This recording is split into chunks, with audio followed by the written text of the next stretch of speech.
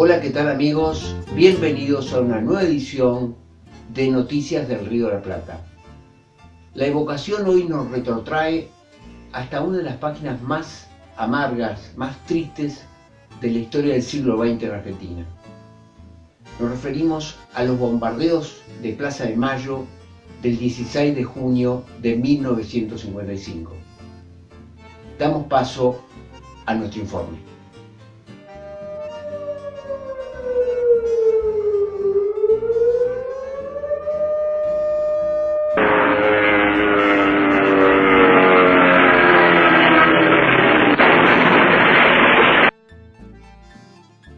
Algunas iniciativas legislativas del gobierno constitucional argentino, presidido por el general Perón, habían colisionado con el pensamiento de la Iglesia Católica.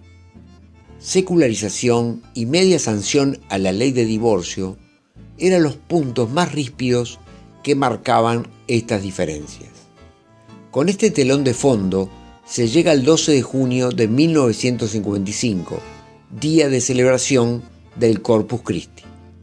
El gobierno, a través de su ministro del Interior, Ángel Borlenghi, había considerado que la celebración se realizase en recintos cerrados, prohibiendo que se extendiese a calles y otros lugares públicos, previniendo sobre la posibilidad de ocurrencia de disturbios. Estos finalmente se terminan registrando, porque muchos concurrentes a los actos religiosos terminan desobedeciendo lo impartido por el ministerio. La policía tiene alguna actuación, fundamentalmente en las cercanías de la catedral, aunque casi inmediatamente se retira. Se producen varios desmanes esa noche.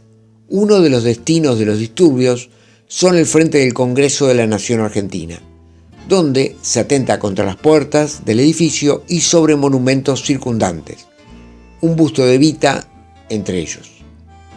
Lo que tuvo más repercusión de aquellos hechos fue el incendio de la bandera argentina y el izamiento, según algunas versiones, de la bandera vaticana. La detención el día siguiente de dos obispos, Monseñor Tato y Noboa, al considerarles como posibles responsables de los incidentes, complican más la situación. Detenciones, de todas maneras, ejercidas por un lapso mínimo, puesto que a los pocos días estos prelados estaban en viaje hacia el Vaticano. Las consecuencias fueron, podríamos decir, nefastas para Perón.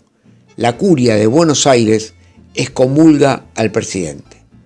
Sin embargo, cabe consignar que esta excomulgación nunca fue consistente desde el punto de vista del derecho canónico, al no haber sido determinada por el Papa, intervención necesaria al tratarse de la excomunión de un jefe de Estado. Con este panorama de tensión, llega aquel frío y neblinoso día del 16 de junio de 1955, donde finalmente se producen los cruentos bombardeos a Plaza de Mayo. La aviación de Marina, involucrada en el proceso golpista, es la que lleva a cabo esta medida absolutamente inimaginable, que termina con la vida de muchísimas personas cuyo único pecado era el de, por ejemplo, transitar por la zona. Hombres, mujeres y niños perecen o resultan heridos ante las bombas y metralla de estos canallas. Un hecho tan intempestivo y extemporáneo que resulta de muy difícil explicación, pero que, entre otras racionalizaciones, la de amedrentar a toda la sociedad y en especial al mayoritario pueblo peronista que apoyaba con tanto calor al gobierno, aparece como muy factible. El objetivo primario de estos bombardeos era eliminar a Perón. Si bien no lo lograron, hay que ver estos hechos siniestros como el anticipo de lo que ocurre en septiembre de aquel mismo año, cuando se produce el definitivo asalto sobre las instituciones que a la postre termina con el derrocamiento del gobierno constitucional del general Perón. Como referíamos, el intento de golpe en aquel momento fracasó. Se entiende que no hubo la suficiente coordinación entre los golpistas. Y por otra parte, no todas las fuerzas militares se llegaron a plegar a la sublevación. Los marinos aviadores golpistas que esparcieran el terror en Plaza de Mayo terminaron refugiándose en Uruguay. El gobierno uruguayo de Luis Valle Verres, en una acción que solo puede ser rechazada categóricamente, le brinda asilo diplomático a los perpetradores de una de las atrocidades más grandes que recuerda la historia argentina.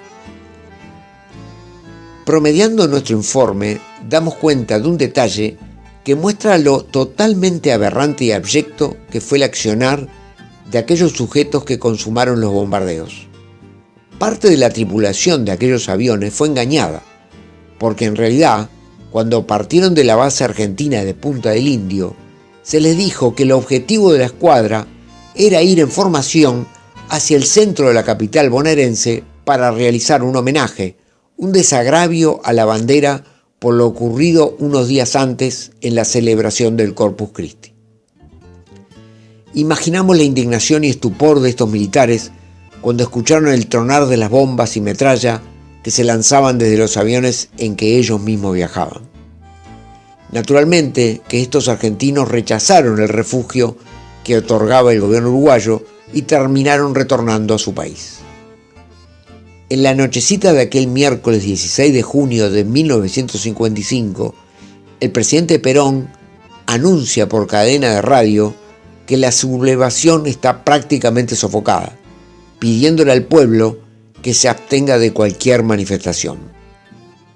No sabemos si la indignación popular desoyó al general o simplemente la locución no fue escuchada por grandes contingentes de la población. Deberíamos recordar lo precario de las comunicaciones en aquel tiempo al momento de compararlas con las actuales. Un simple ejemplo podría ilustrar sobre esta posible eventualidad.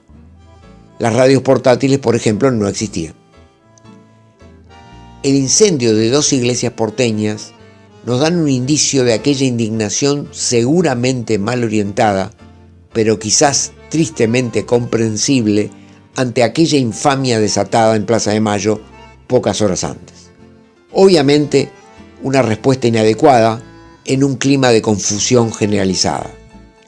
En nuestra interpretación de los hechos consideramos que la Iglesia Católica no tuvo responsabilidad alguna con respecto a estos inauditos bombardeos y obviamente, y pese a que en el fuselaje de alguno de los aviones estaba pintada la cruz, máximo símbolo de la fe cristiana, descartamos de plano que existiera por lo menos en aquel momento algo de espíritu cristiano entre los que planearon y ejecutaron aquellos bombardeos a Plaza de Mayo.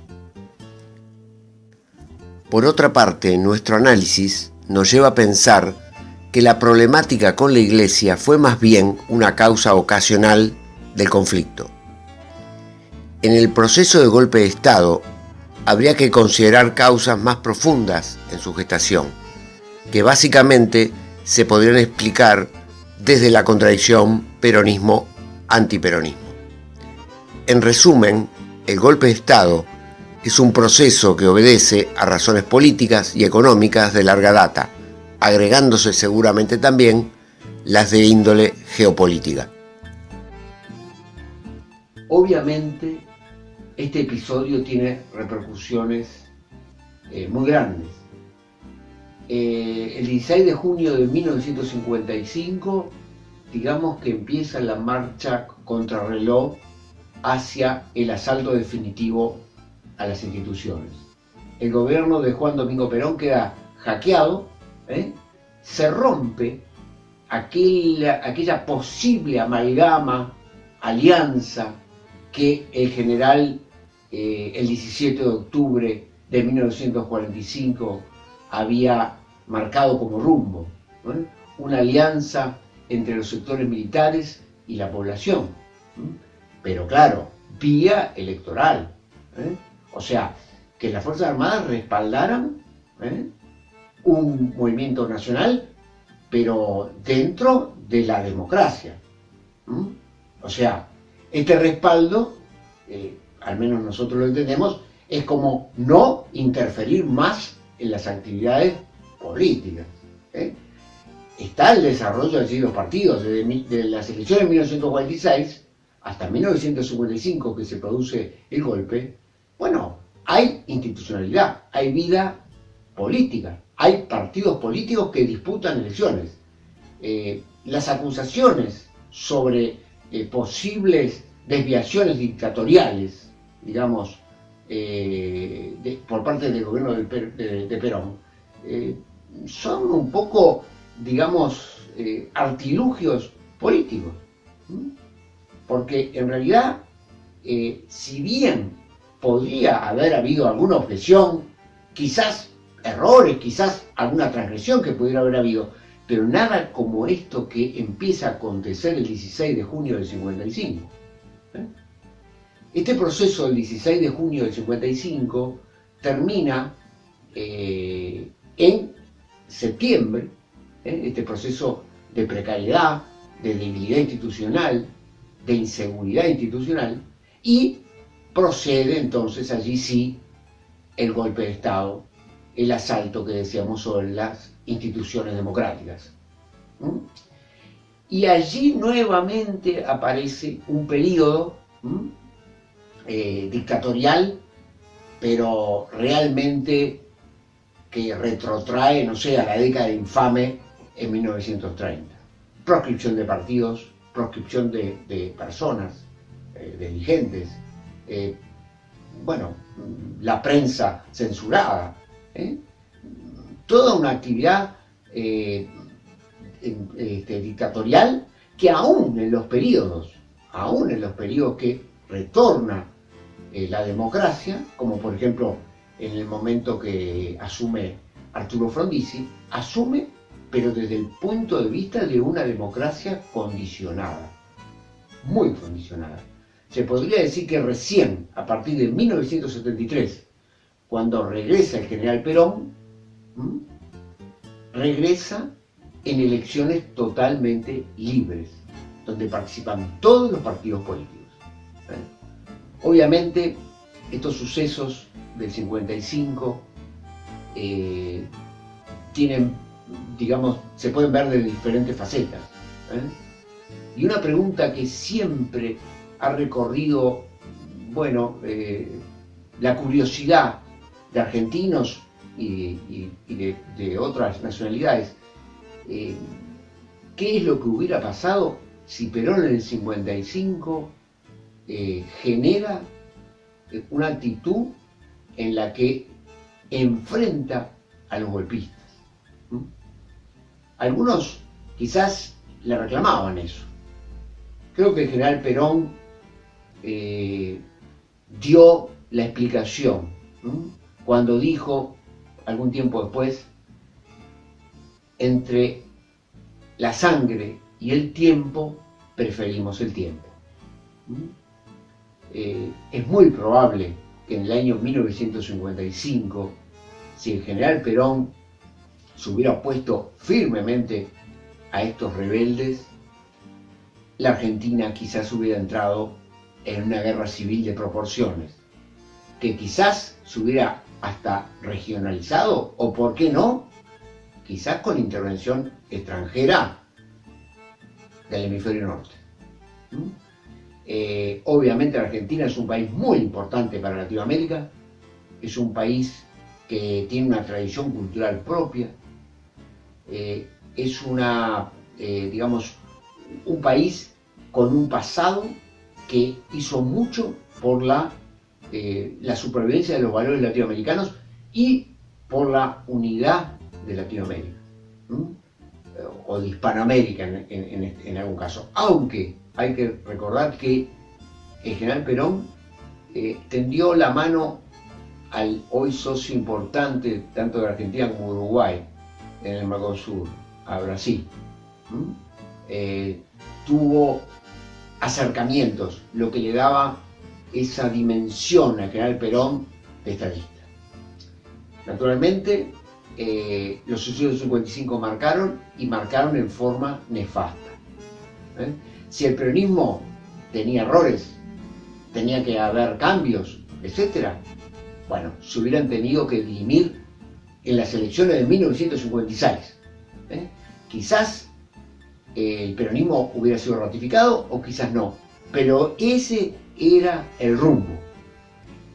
El sábado siguiente a los bombardeos, el sábado 19 de junio, Perón hace una locución al pueblo y trata de dar una explicación de lo inconcebible que fueron esos bombardeos.